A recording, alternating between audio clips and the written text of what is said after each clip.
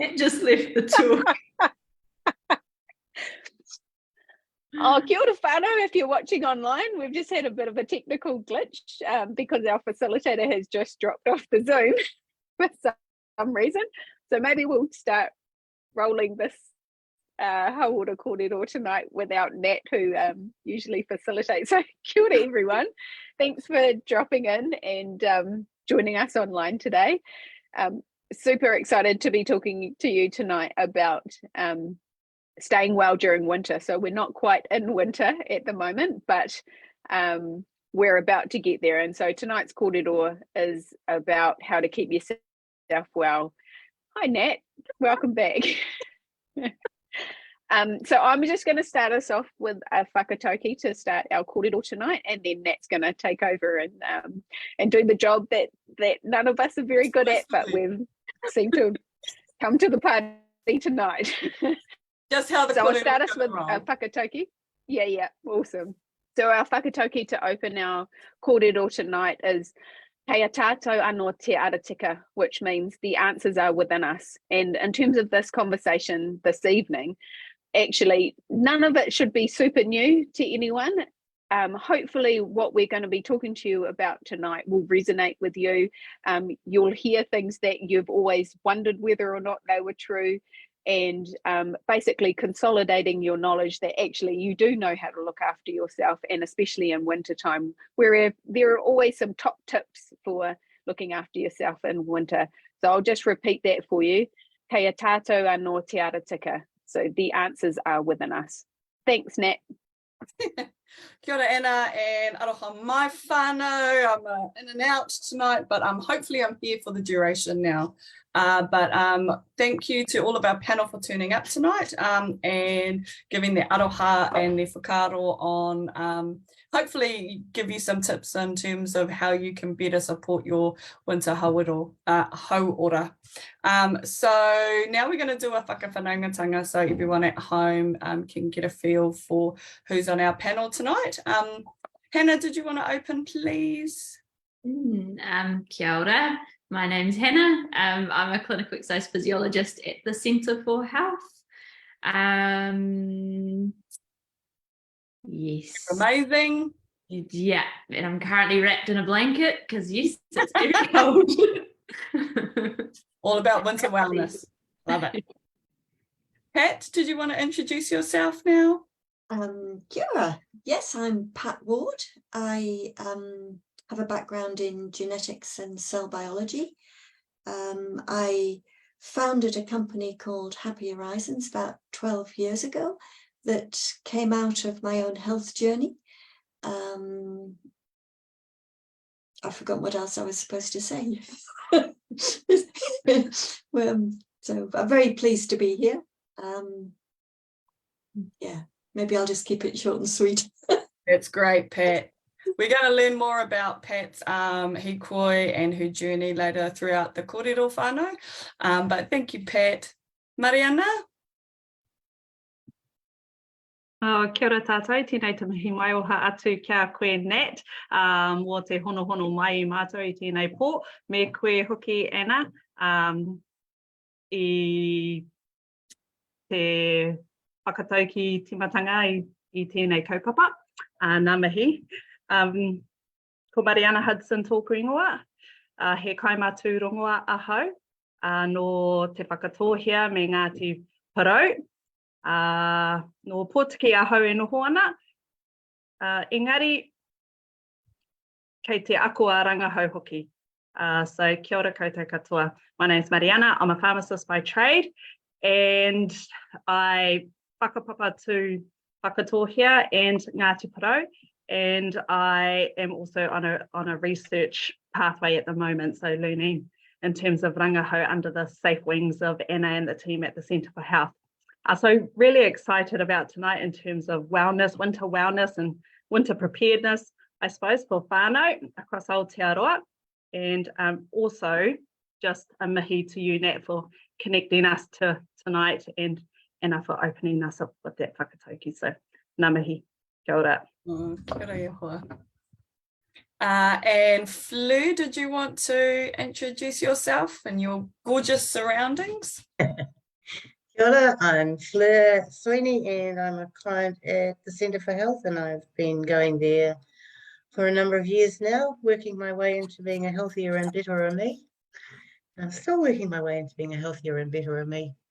Got a ways to go yet, but you know, I'm getting there.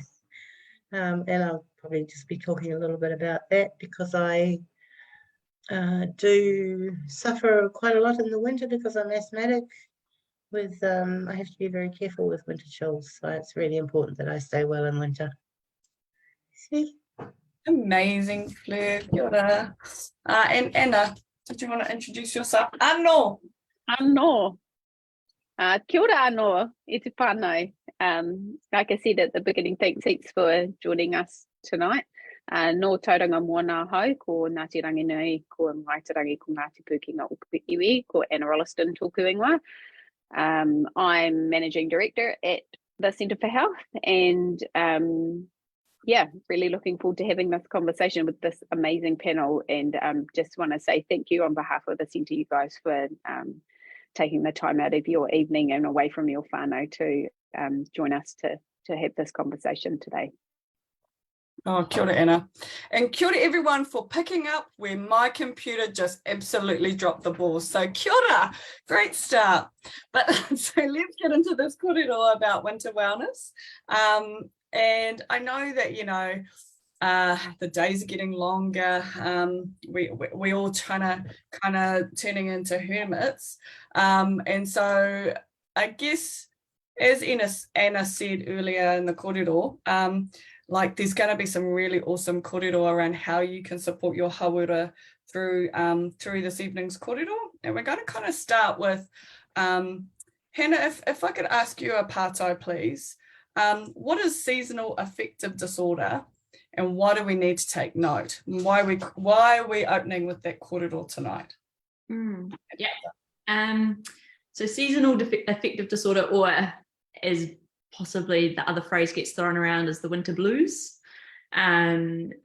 Essentially, it's a form of depression, really, that can be affected on us because of the change in season. In winter, the days get shorter, they get darker, they get colder. We spend more time inside, hibernating, trying to stay warm. And so we can see the sunshine less, we can get out into nature less. All of these things that we know are really helpful and incredibly important for our mental health. So levels of vitamin D drop, as well as the fact we're less active.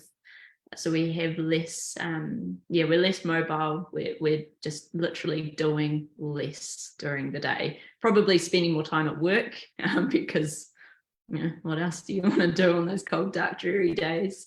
So stress levels are high, we're not coping well, and we don't usually tend to go outside and do those things that would make us feel better.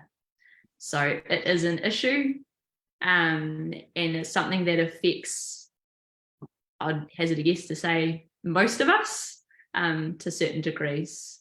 Yeah, but it is something that is actually preventable. So kind of what I'm hearing with these winter blues, the days are longer.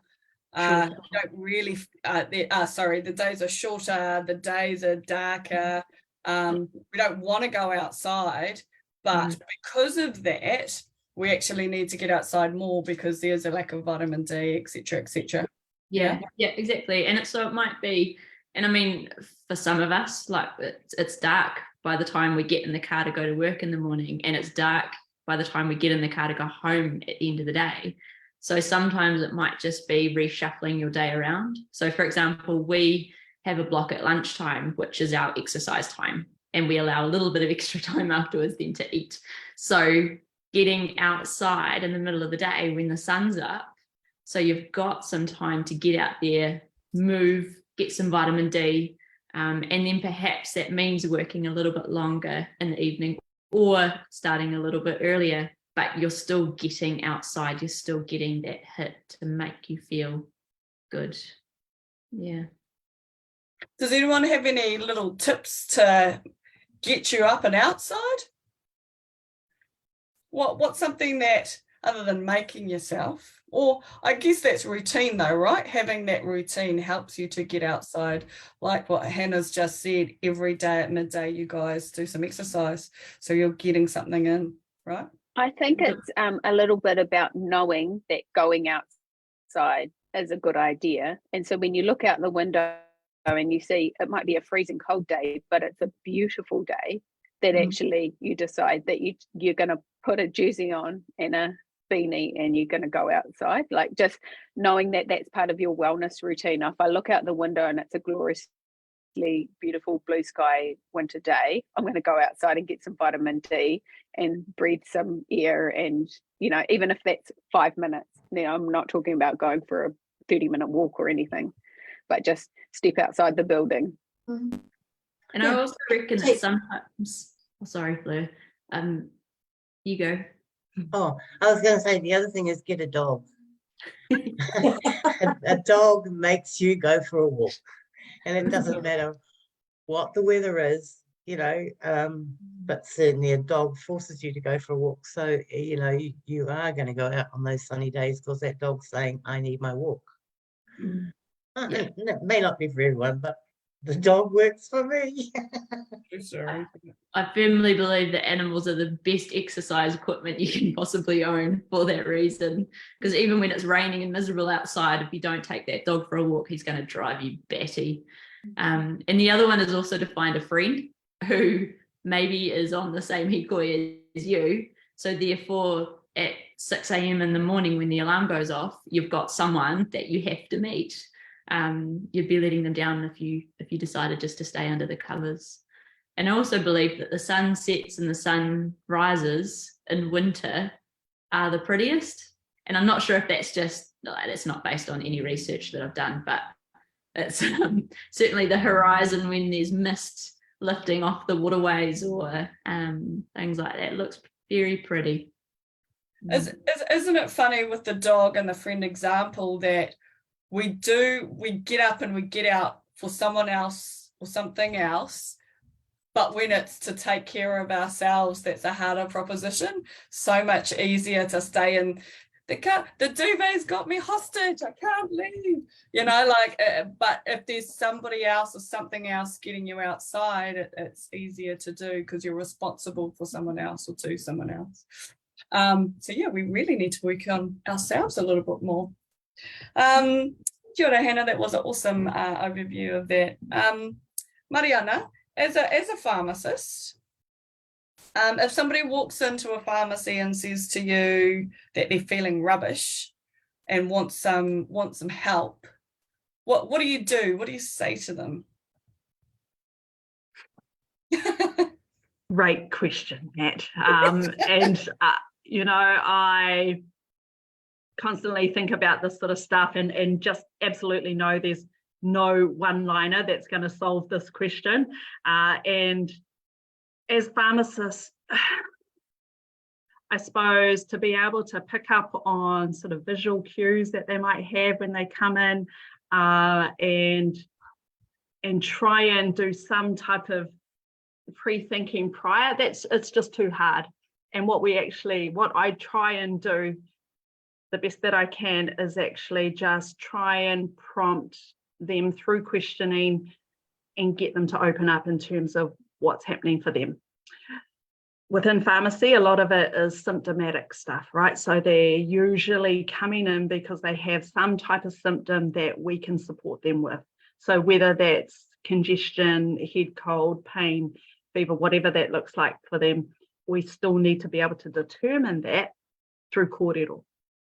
Time always tends to be a pressure on any service provider at the moment, but it shouldn't be an excuse to actually try and figure out what our whānau need when they come and present to us in store or with whatever stream we're working in.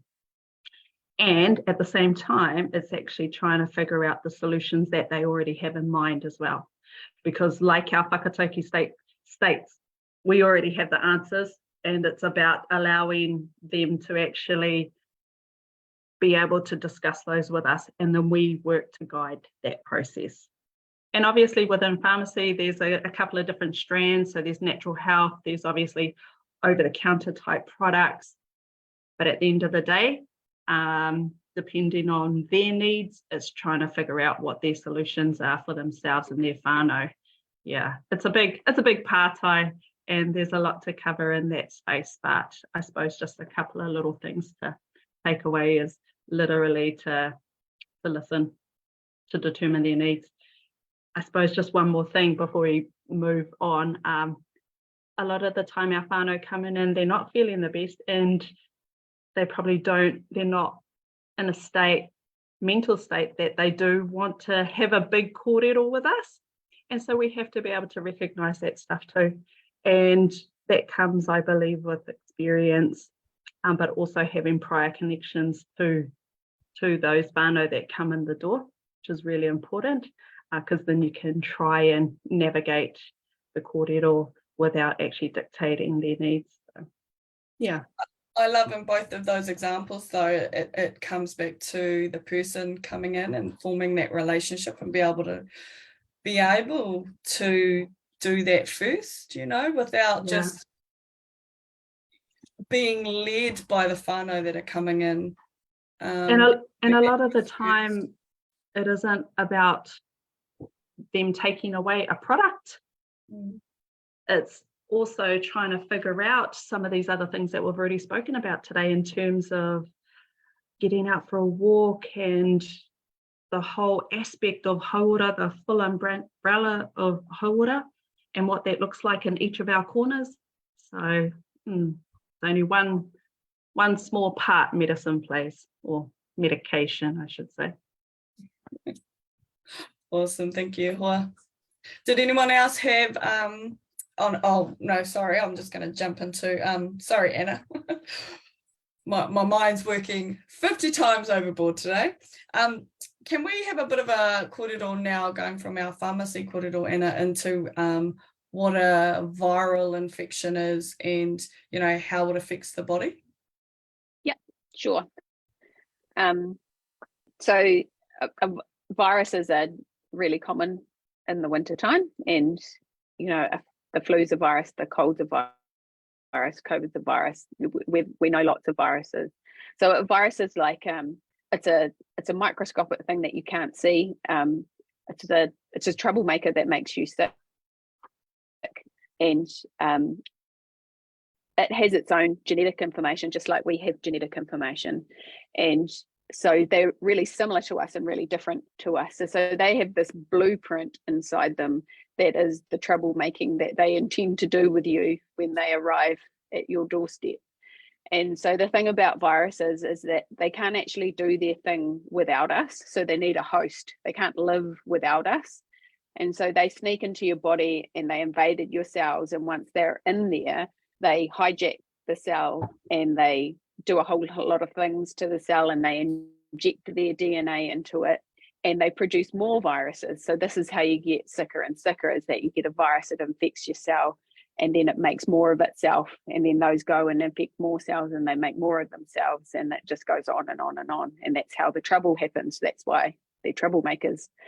And viruses can make all sorts of living cells sick. So they can make animals sick, they can make plants sick, they can even make bacteria sick, and they make us sick.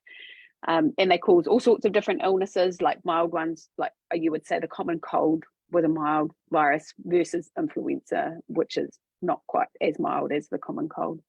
And so they aren't living things themselves. They have to have a host to survive, and they rely on other cells to survive and to reproduce. So they're really, they take advantage of us when we're down, and that's how viruses during wintertime do what they do.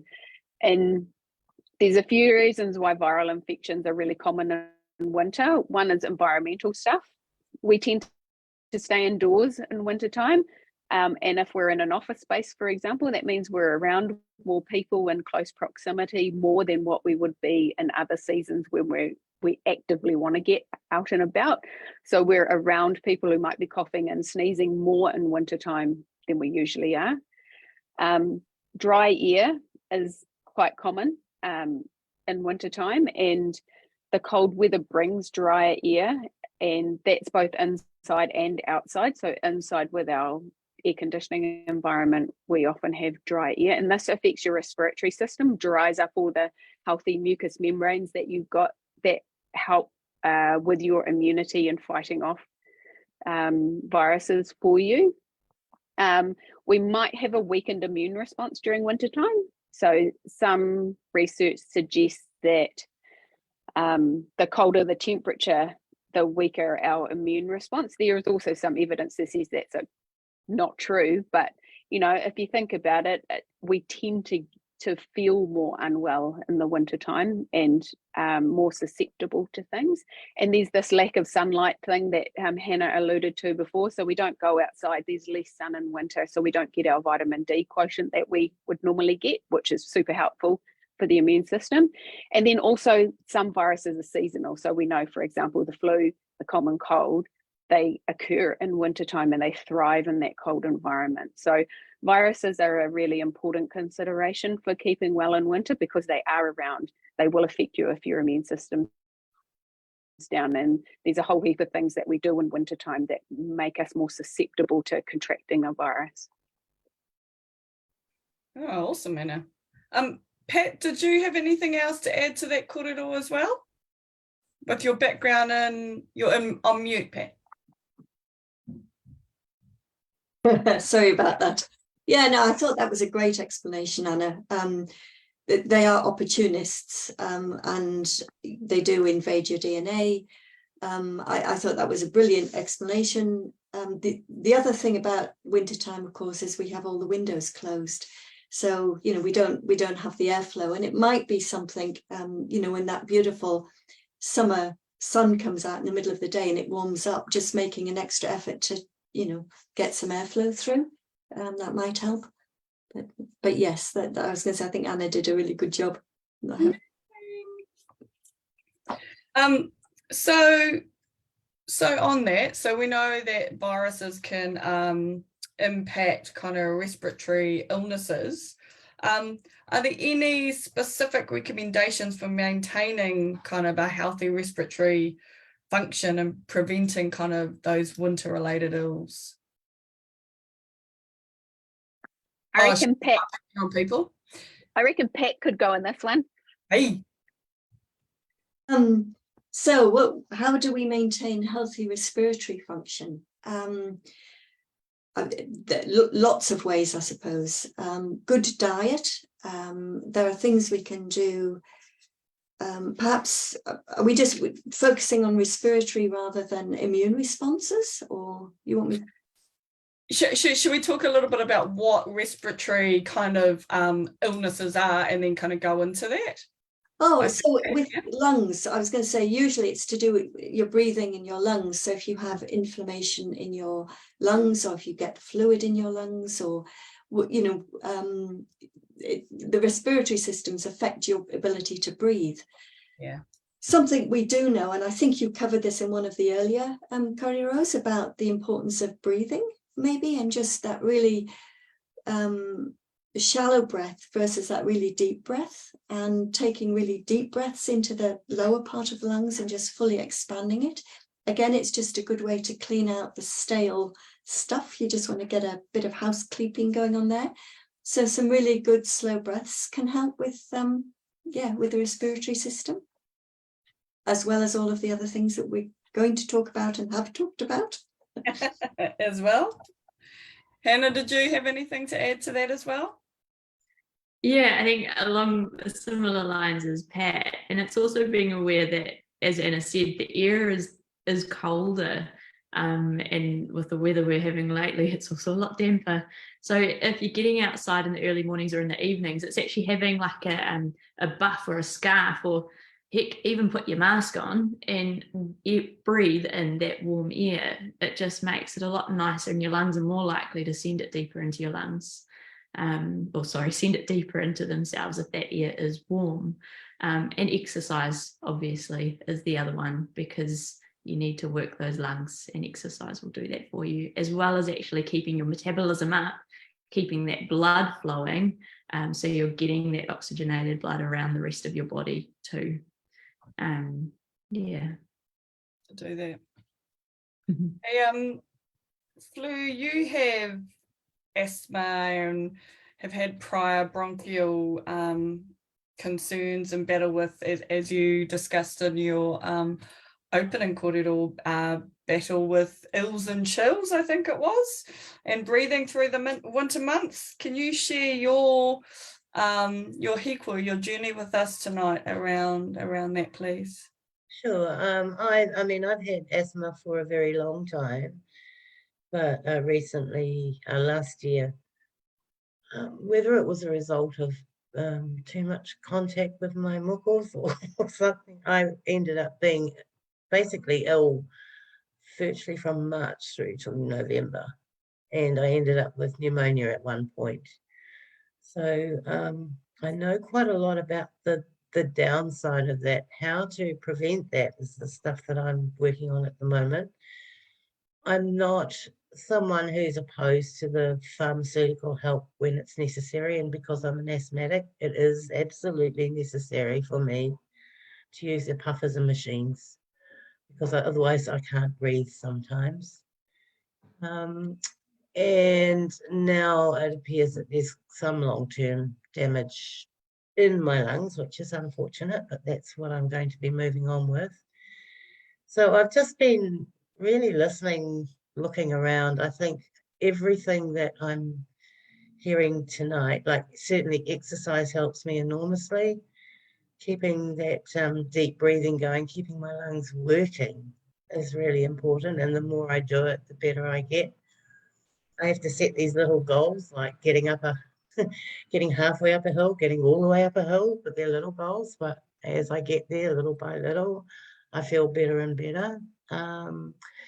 I also picked up recently something which was suggesting that, just as Hannah said, it's actually important to be breathing warm air as opposed to cold air. And I do know for a fact that as an asthmatic, if the air just gets chilly, my chest gets tighter and tighter, and it's harder for me to breathe.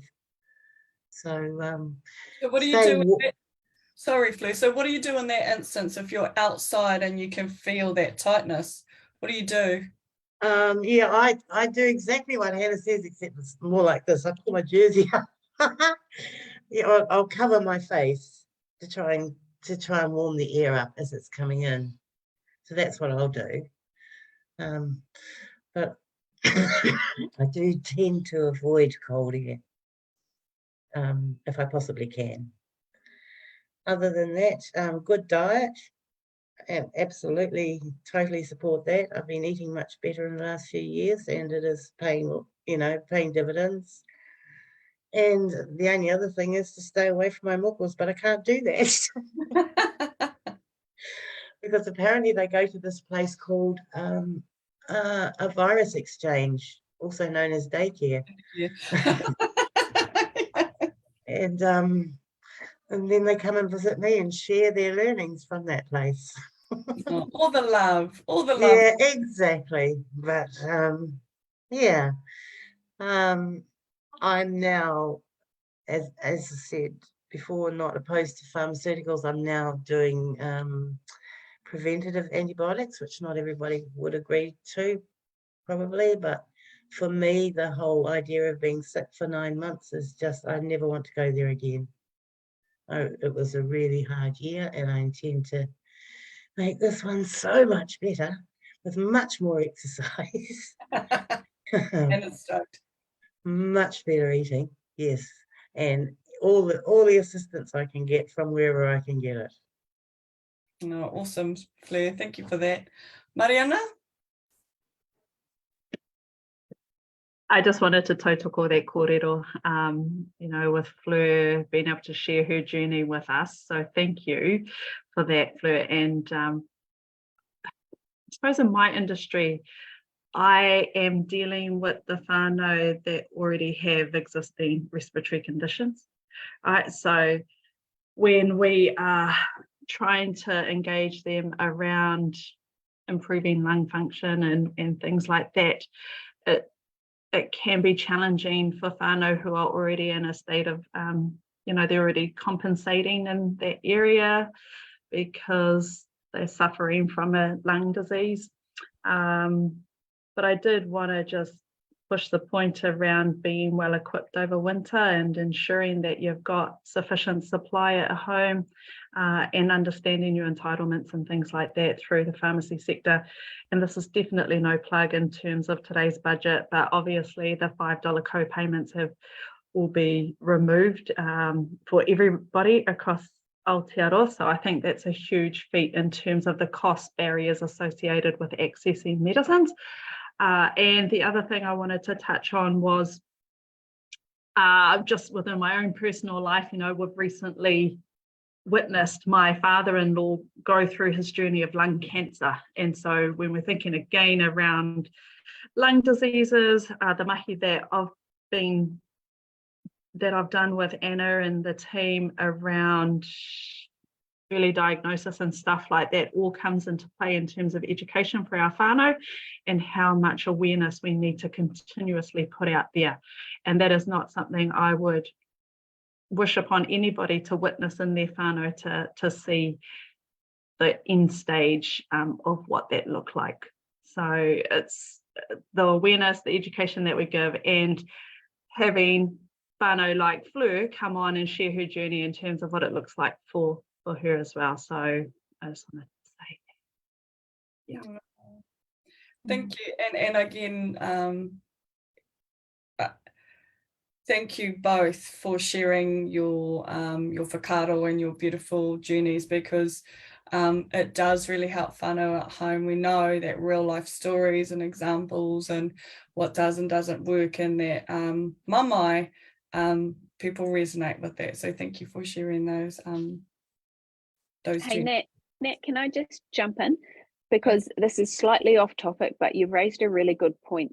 And this is part of the work that Mariana and I have done over a number of years. Mariana, can you just really quickly run through for the whānau that are watching at home early signs for lung cancer? So like, when should you go and get yourself checked? Like, what are the signs that you should go and get yourself checked to see if to make sure that your lungs are in good state? Yeah. Again, I keep reflecting back to the whakatauki, which is so relevant, because we know our body's the best. And when we have pain associated, lower back pain, chest pain, we should be empowered to be asking for the right diagnostic types of tests. And if you are presenting to your GP or feeling that you have a pain in your chest area or even lower back area, then that's probably, to me, one of those key signs that you need to get checked. Also, if you're a smoker, if you have a history of other lung issues, but obviously the signs of struggling to breathe, and that fighting for breath. I can't imagine what that feels like, but to see people struggling to actually take a breath is one of those things where they probably feel like they need to go and have it checked out quite urgently. And we're fortunate enough to create a website that actually has a simple questionnaire that can take you through those series of symptoms that you might be able to recognise, and actually take that with you to the doctors to have them look at you properly. Yeah, is that what you meant, Anna? Yeah, and we'll post that website in the comments after this talk, so that if you're concerned at all about your persistent cough or your chest pain or you can't breathe, that you could go through this checklist at home, and it will tell you whether or not you might want to go and have a chat to your doctor about those symptoms. Awesome. What a korua. I've had a pata come through via the Facebook page. Is there a greater need for vitamin D via the sun for lighter skin versus darker skin, or vice versa, or are the needs the same? Vitamin D is a biggie. Who wants to start this one? Yeah, I can take that one. So we all need vitamin D, and certainly, unfortunately, having darker skin does therefore lower the rates and the amounts of vitamin D that you can absorb through the skin slightly. So as with having creams on faces, clothing, sunscreen, obviously. So essentially, the more time we can spend outside whilst actually still being sun smart, because obviously we don't want to get burnt, but also we can get vitamin D, through our kai. So leafy greens, vegetables, colourful fruits, they all contain vitamin D because they grow out in the sunshine. So the more of those that we can eat, we're absorbing it through our gut as well. And sometimes, supplementation is needed in winter if you know that actually you're not going to be getting outside as frequently as possible. So that's a kōrero for you and your pharmacist. But yeah, certainly getting outside when you can, making sure that you are exposing your skin to a bit of that sunlight, regardless of what shade your skin is, and then getting plenty of leafy greens and colourful fruit and veg. There it is, exercise and kai. On the vitamins, we hear about, we did earlier discuss vitamin D, but we hear a lot, especially in winter, about vitamin C as well. Why is vitamin C so important to us in the winter? Why do we always hear every winter vitamin C, vitamin C, vitamin C? Pat, I'm going to pick on you. You've been too quiet. Okay. Well, we know if you get a cold or a flu and you take mega doses of vitamin C, it shortens the duration of the illness. You recover quicker and you don't suffer so badly. So this research has been around, I don't know, 50 years. You know, we've known this. So if you feel you come home and you get a little tingle, or you just think you might have picked something up, or you go to the virus hotel and you know you're going to pick stuff up, then it's a really good idea to have larger doses of vitamin C. And the key really is to have them spaced throughout the day. So whatever dosage you want to settle on, I would say try and space it out during the day, so you have, you know, every 3 or 4 hours just a top up of vitamin C. And it really helps your body to fight the virus. You know, Anna was talking about the fact that they're troublemakers and they proliferate, they make more of themselves. And the vitamin C stops that process and makes it hard for them. So yeah, it's just a really good idea. And you can take it preventatively too, you know, if you want to, but certainly if you get a little tickle or just a little sense of aching, you want to go into the doses of vitamin C. Yeah. Oh, that's great, Pat. I never would have thought about dosing throughout the day. I just take one of those big chunky tablets if I'm feeling ill, or if I think I'm going down that path to try and cut it off at the knees. But yeah, dosing throughout the day is a great idea. What about, like, you know, we hear about echinacea, vitamin C with echinacea, different doses. I mean, Pat, you've just said kind of during the day your standard kind of dose, but is there like what's a good dose that we should be having every day? Because that's quite a big topic. It's quite a big topic, and there are different schools of thought around this. Some people think you can have large doses, sort of like a whole gram of vitamin C several times, up to 5 grams, depending how sick you are. But the problem you have, if you'll be able to tolerate vitamin C to a point, and then it triggers sort of diarrhea and cramps. It gets a bit uncomfortable. It's called bowel intolerance. So really what you want to do is take as much vitamin C as you can tolerate without going into bowel intolerance. and that varies. It varies for different people, and I think you can build up your tolerance to vitamin C. So, you know, if you're a committed vitamin C taker, you'll be able to build up your tolerance. Is that? Would you agree with that, Mariana? Is that? Yeah, Mariana, what do you got, girl? No, totally in agreement, and not coming from experience of bowel intolerance from too much vitamin C. I just got the right color on tonight. Yeah, definitely wanted to support that kōrero around having at least vitamin C regularly is quite good.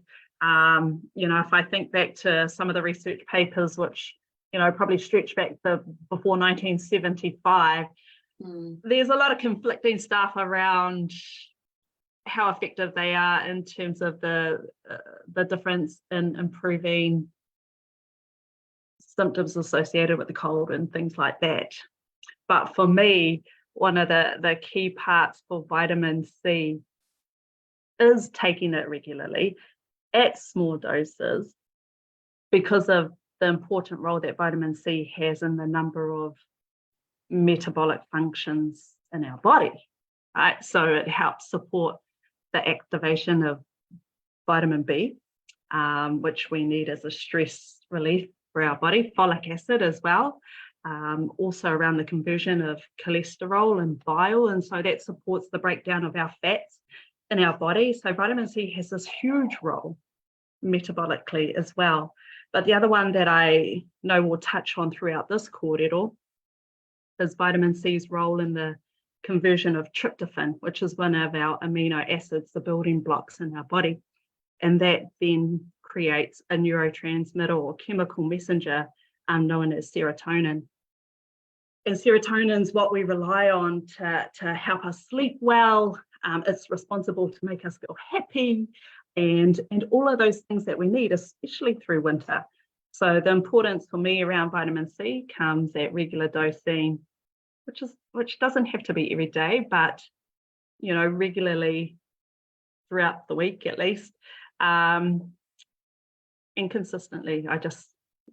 That's how I see vitamin C playing an important role in terms of overall hauora. So not just in winter, Kari. So, but we don't just get vitamin C from, you know, our sources that we're thinking probably at the front of our minds in terms of oranges and stuff like that. Plenty of other sources that we can get that from. But yeah, I quite like vitamin C. It's a good one. Love it.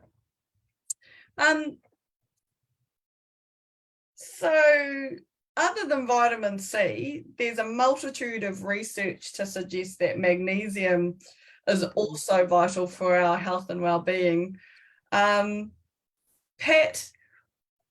you've got a magnesium product. Do you want to tell us a little bit about one, why magnesium is important, and then two, kind of a little bit about your research and the Happy Horizons product? Oh, I'd love to. Thank you. Yeah, magnesium is a mineral, and it's probably one of the most important minerals for the body, for health. And it's important to understand every cell in the body needs magnesium to function.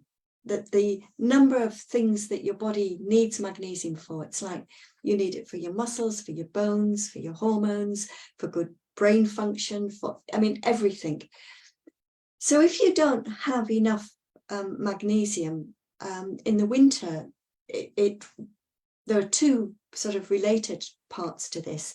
One is about the immune system, and you will end up, your immune system will struggle. And so I was talking about the viruses, you know, your body can't fight those viruses. So you get sicker because you've lost your defense systems. So your immune system, and the other thing has to do with sleep. And there's a lot of research showing a link between magnesium deficiency. If you haven't got enough magnesium, it's linked to poor sleep. And when you don't get good sleep, it's really hard to be well. You know, it's like it's a foundational thing. So if you there are a few classic symptoms of magnesium deficiency.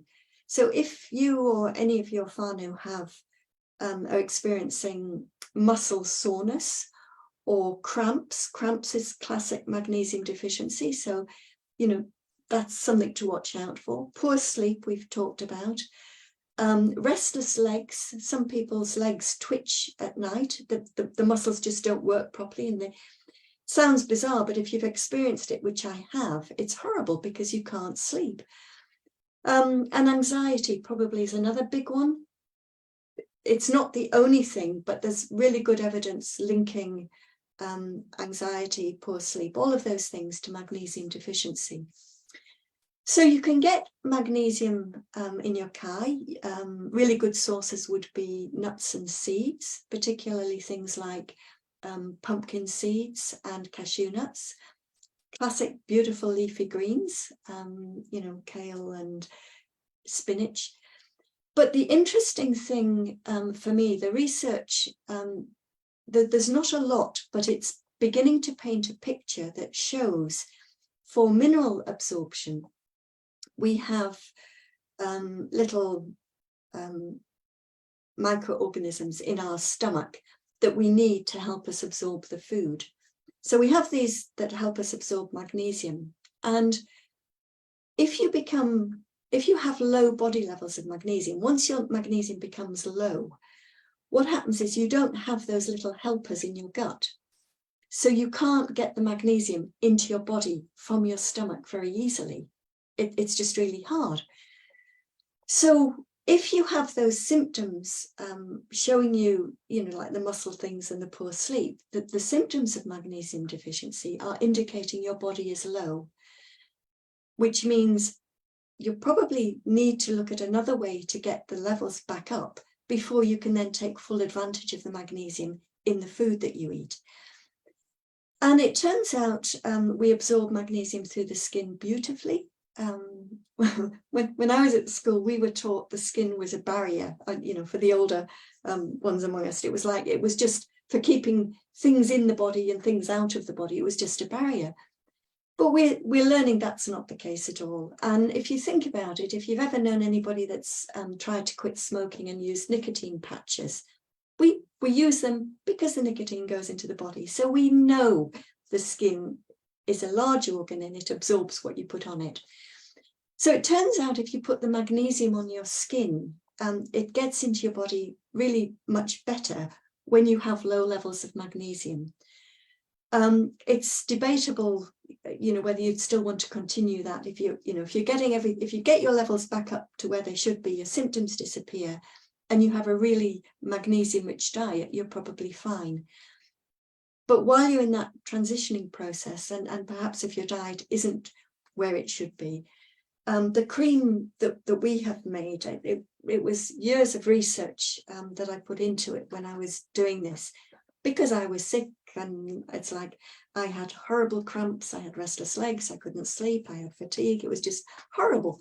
You know, you talk about your year flare, you know, it's like, you don't want to go through it again. It's not fun. So as I started reading the literature and piecing together really the difference between this transdermal, which just means through the skin, version of magnesium versus the oral, it seems to me that it's just way more effective to do it through the skin. The evidence is there. The feedback from, you know, the people that use our cream tell us it's more effective. A lot of them have been on oral magnesium supplements for years and they still have cramps and it's horrible. So just on the skin, way better. Pat, every time Hannah's on me, you need to get some magnesium cream every time.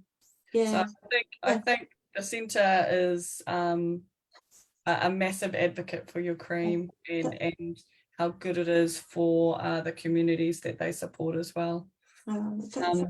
Thank you for that, Nat. I'll drop you some off next time I'm in, and you can try it, and then you know, support your business. But yeah. Can I just say one other thing though? When I started this, nobody else was doing a cream. You know, it was really my research that brought it to market. If you go into a pharmacy now, you'll probably see several varieties of magnesium cream because I've educated my competition. But a lot of those I would be a little bit wary about.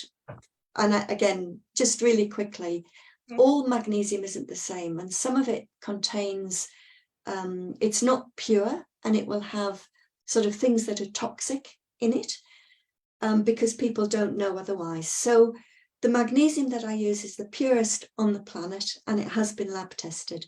So you have to be careful if you're doing it for health. You don't want to put something on the skin that solves your magnesium problem, but creates another problem because of the toxins in there. So yeah, it's just be mindful it's not all the same. Okay, thank you. Thanks, Pat. Thanks, Pat. Go get the best.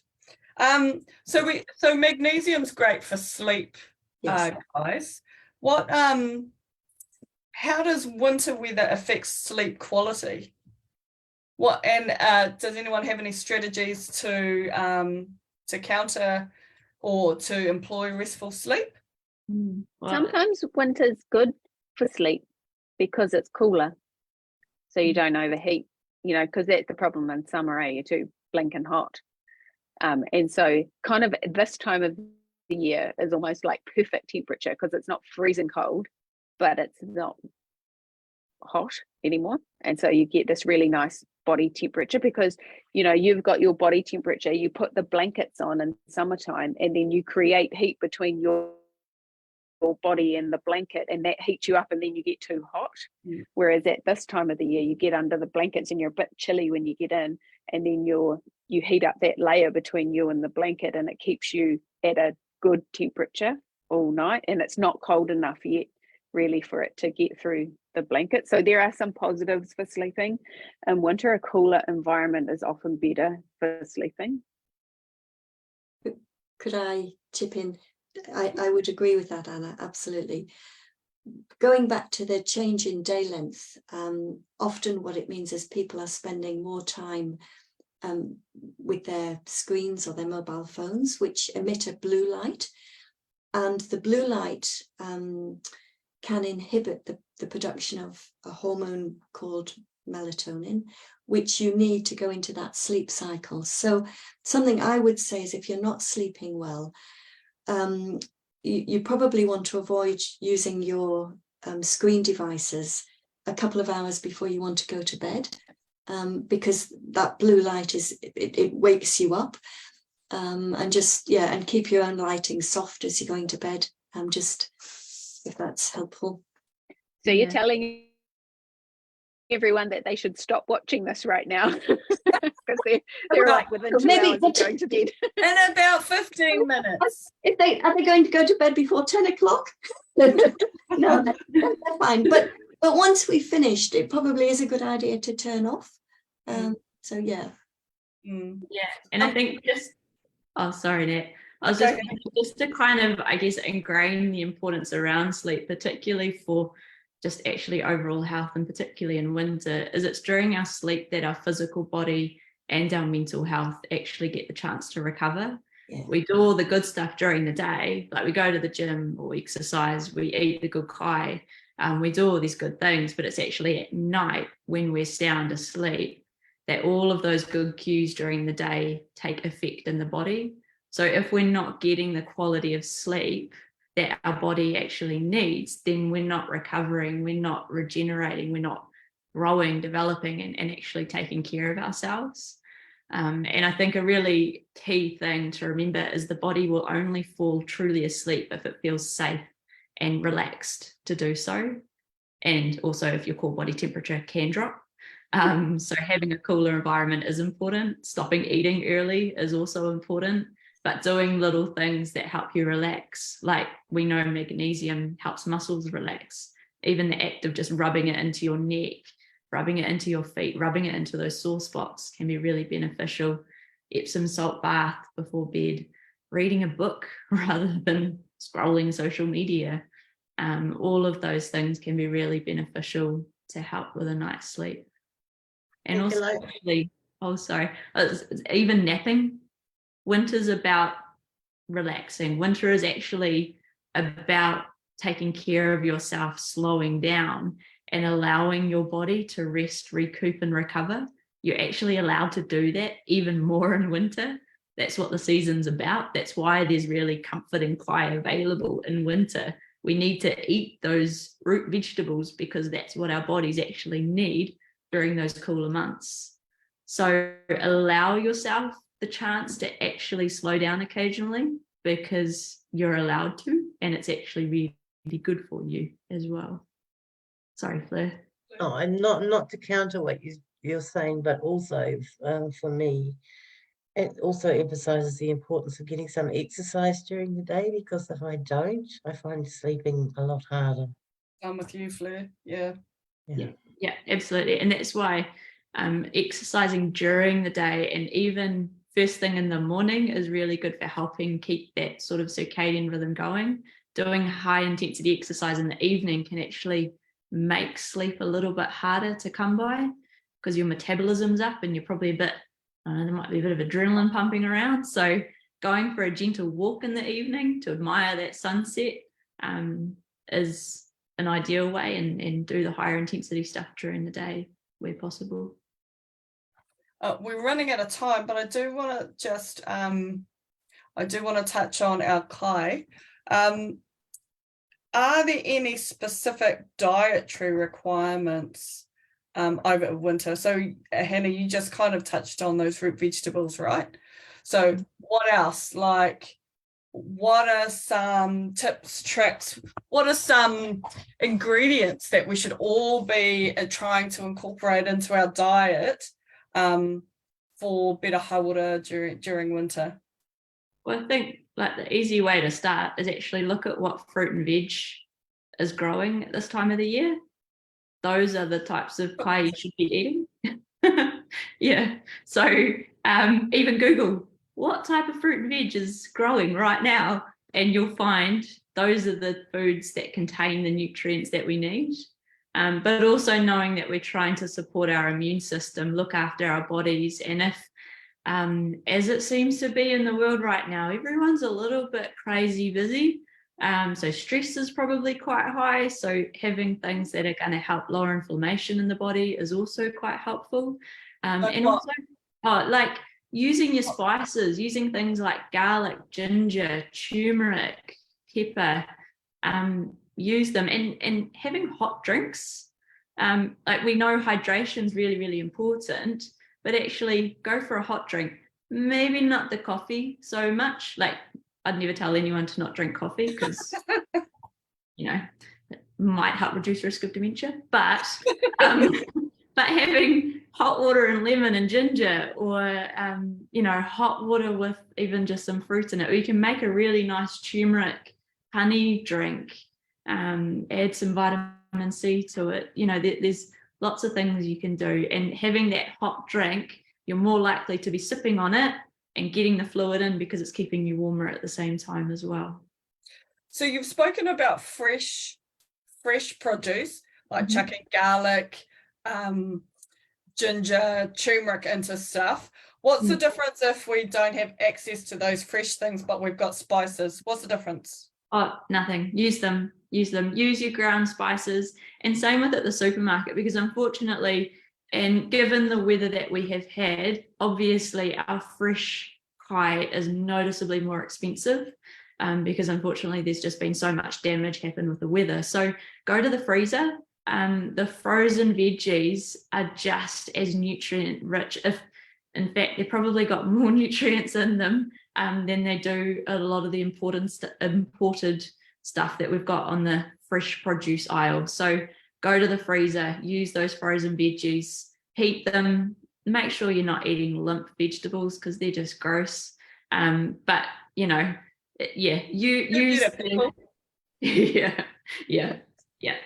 Could I just say, I think that ideally you would grow your own. You'd pick, you don't need much space for a couple of bunches of spinach, and just pick it, and it's on the table and you're eating it in 20 minutes. If you want maximum nutrient value, that's the way to do it. I absolutely agree, Hannah. In the supermarket, some of that veggie's been sitting around in the cool store for 3 weeks. I mean, it's and the other thought is, if you can't grow your own, try the local farmers markets, where often they're picked 4 o'clock in the morning to come to market, or maybe the night before, but they had the food hasn't been hanging around for a week like it is in the supermarket. So I think there is a difference between freshly picked and stored for 3 weeks and sold as fresh. Yeah. But And you're supporting local too. I love that. yes. Yes. So we're going to wrap up now, whānau. We're a little bit late, but it's been an awesome kōrero. What we do now is I'd love for everyone to just have a think about what, if you were to impart one little piece of knowledge for our whānau watching at home, what would it be? I'm going to start with Mariana. Please, e hoa. It was because I moved, it's because I put my hand in. Just because I was No, feeling but right. I think- So first is best, mate. Yes. First is best. Oh. If somebody else could steal your thing. No, I think to myself, and this might not be a key message or anything, but in terms of my whakaaro around hauora, we know it's multidimensional, and we've spoken tonight, you know, our tinana, our wairua, our hinengaro, and the support systems that we have in place in terms of whānau or pharmacists, you know, whatever it looks like for all of us, it's multidimensional. And I think about in the heart of winter, we celebrate Matariki, right? Not only is Matariki a time where we acknowledge those that are passed on, but it's also a time for us to reflect and also to be thankful for everything that we have in our life. And so I think wānanga like this is important to raise the awareness of how we look at each of those po within our whare to determine how intact they are for our overall hauora. So I probably just wanted to impart that on our whānau to think about what our corners look like and how tonight can hopefully support them to make some changes for each of those areas of our whare. So that's my whakaaro to end tonight. Thank you, Nat. Nita, all right, mate. Fleur, did you want to go next, please? I'm just thinking about everything that's been said tonight. I think for me that the really important thing is to actually trust your body and listen to it. Just as somebody said earlier on, the answer is within you. If you don't feel well, don't hold back in seeking help, because you know that's what the whole world that we've created is there to do, to support people now. So go after it. Don't hang back and think you're going to be all right, because you don't have to suffer just because it's winter. Health is the new wealth. I love it. Yeah. Pat? Oh, I'm probably going to have to say something about the magnesium, really. It's such an important mineral. And if you have got aches and pains, it is your body's way of telling you something. And if you listen to it, as Flo was saying, try putting magnesium on and see if that solves the problem. In most cases, it will help. Awesome. Thank you, Pat. Hannah? You're closing us out, babe. You're closing us out. What would Anna say? What would Anna say? Mine's going to be a little task to do every day. And it might not work for the next few days because I know it's about to disappear, but please go outside and say hello to the sun every day at some point. And if the sun's not there, or if you can't see it, I promise it is actually still there. It's just behind the really dense layer of clouds and maybe the rain that's coming down as well. So go and actually just take a moment to step outside, maybe stay warm and dry, and just admire the beauty around us. And if that sun is out, then spend a little bit longer, soak in that warmth, feel it, go for a run or a walk, or just stand there and just be thankful that the sun is there and soak it all in. Yeah. I love a whittle to end things. And All right. So favorite for those of you who are listening at home, and this might be your first hauora kōrero, it is really dumb to go last in this last round because everyone else takes your cool idea for what your tip is and then you have to think on the spot for something to say. What So you my got? thinking on the spot. So what Like I you got did it. tonight is that inflammatory foods: ginger, turmeric, lemon. Make them your friends. Pepper, ginger, turmeric, lemon, pepper, and honey. Make them your friends this summer. Put those 5 things in a hot drink. It'll might take you a while to like the taste of that, but I guarantee you it'll be super helpful for your immune system. Add turmeric, ginger to your, you make a normal stew, you make your normal kai that you make in the wintertime that's warm and makes you feel good. Add more ginger to it, add more turmeric to it, add more garlic to it. Just do those things. Those foods are really good. Bulk them up. And you can even add kawa leaves to them as well, just as a additional little extra. Like as in the leaves, or do you soak them? Yeah, just You like can chuck the leaves in and then take them out. Like if we've got bay, when you use bay leaves in cooking, and take the bay leaf out. you can eat them if you want, but it'll be a little but bit. they're a bit. Like a bay leaf. Yeah. All right, who knew? Oh, that's another just piece of gold for everyone and me.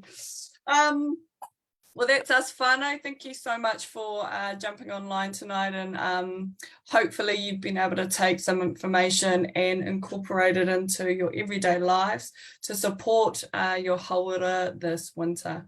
Pō from all of us here tonight. We wish you a well, happy and healthy winter moving forward. Pō. Ka kite.